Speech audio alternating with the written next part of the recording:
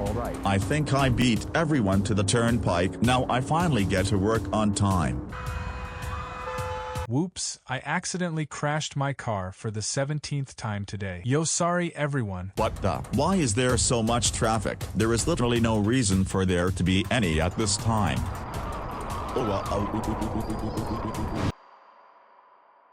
I don't know where to start with this road. At this point, I've pretty much covered every single road within the state of Florida. I swear soon enough, I'm gonna have to jump over to other states. The Florida Turnpike is, oh boy.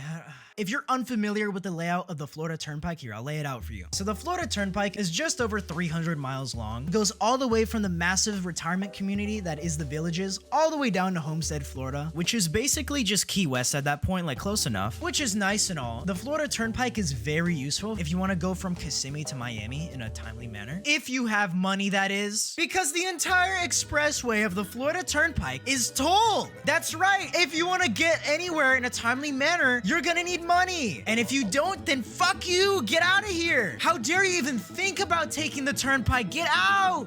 And they don't accept cash either, so it's not like you can just wing it. We already have enough tolled roads as is in Florida, but no, we just need one more. We just need one more road to collect even more money from the residents of Florida. Yes. And if you don't have any of these compatible payment providers and tolls, then they have absolutely no issue sending you a hefty bill in the mail. All right, guys, I'm being too negative on the Florida Turnpike. Despite the fact that Florida does not have any state income tax, we're not collecting taxes from individual income. The Florida Turnpike is actually a pretty well-made road. It's pretty good for the most part. Now, a big reason for that is because of the lack of snow in Florida. You know, in other states, potholes are a very big issue because the weather changes so drastically from season to season. You know, in other states, you got summer, then you got spring, then you got winter where all the snow and all the water gets into all the cracks in the road, then it expands the road once it heats up, and then it cracks the road and makes potholes. And it's something you constantly have to fix. But in Florida, since snow pretty much doesn't exist, that's not really an issue, which is pretty nice for the most part. It makes the roads easier to maintain, gives us nicer roads, until you realize that the Florida Turnpike has some pretty fucking terrible traffic. I want to clarify something here. When I say the Florida Turnpike has a terrible traffic problem, I'm mainly talking about here in these main areas. Like over here, here, and here, you're not going to run into any issues. But once you get over into these areas, it starts to show a bit. At least in the main areas. Like there's this one area in Kissimmee that is so terrible. I kid you not, it's 7 miles of just garbage. And then, oh my goodness, don't even get me started when it starts converging, when you can see I-95 on the side of it. Okay guys, I'll be honest, I am overreacting a little bit here. It's actually pretty cool to see both highways run alongside each other. You can be driving on I-95 or the Florida Turnpike and you can see each highway at certain parts. It's like, hello I-95, hello Florida Turnpike. But the traffic, I mean, this is to be expected for every place, but during the morning times and rush hour, it is a fucking misery. It's terrible. Oh my gosh, it's like, it doesn't matter that it's tolled. It's just, you get on the Florida Turnpike and it's just terrible. Yay!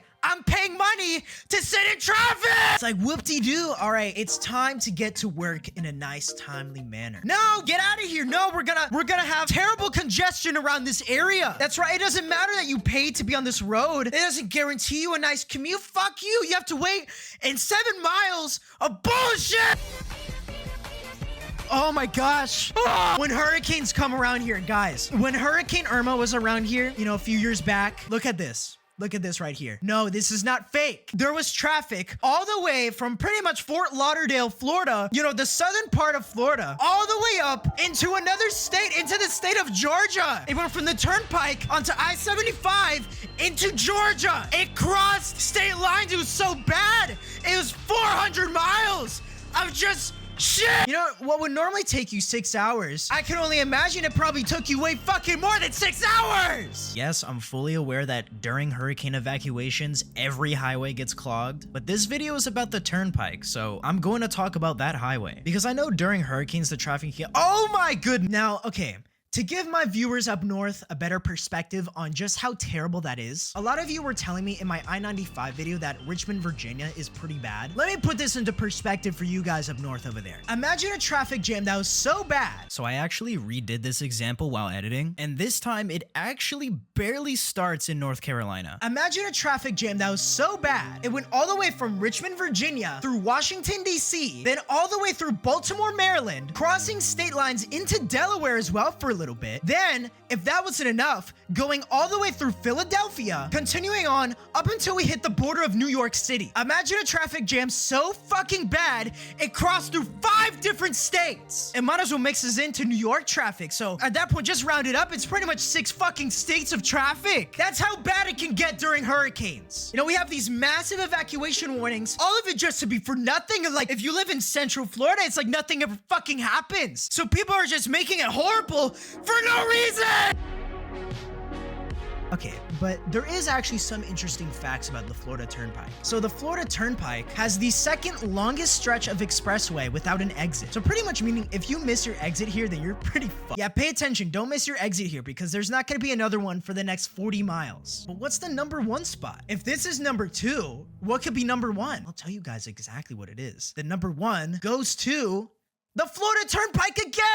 Yeah! That's right, right up here, up the road, is the longest stretch of expressway in the entire United States without an exit. A whopping 49 miles with no exit. Look, this part of Florida is so rural that they even named this part Yeehaw Junction. So if you're running low on gas, you better fill up here because, well, there's not gonna be another exit for the next 49 miles, pretty much 50 miles. Okay, that's not entirely true. There is a rest stop halfway through, which does have gas, but other than that, if you don't have gas here, you're pretty screwed. Another thing is that you really do not want to miss your exit here because if for whatever reason you miss your exit and you want to get back to this point, yeah, have fun, good luck, because it's going to be a 100-mile detour to get back. But overall, the Florida Turnpike, I mean, if you got money, it's a pretty nice road to drive on. You'll see the record-breaking longest distance without an exit, then you'll see the number 2 spot of that as well. But whenever there's a crash, the time you would have saved driving on the Turnpike has just now been evaporated entirely because some idiot decided, you know what, guys? Today is gonna be your worst day ever because I'm gonna crash right now and then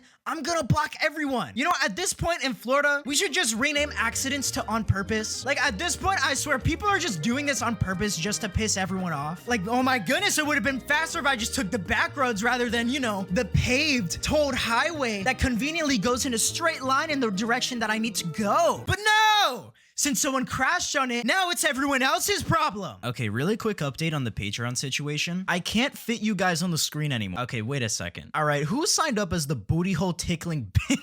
Because beware, I am in fact aware of your existence and all the Patreon members that joined for free. Oh, and don't think I forgot about you YouTube members. I see you guys too. And for the Money Mog tier, I mentioned that your names would be bigger and I wasn't kidding. In fact, they were so large that we are still zooming out to fit them on screen. That's right, it's not just a black screen. No, we are zooming out to fit their names on here. And just a continued thank you to everyone supporting the channel.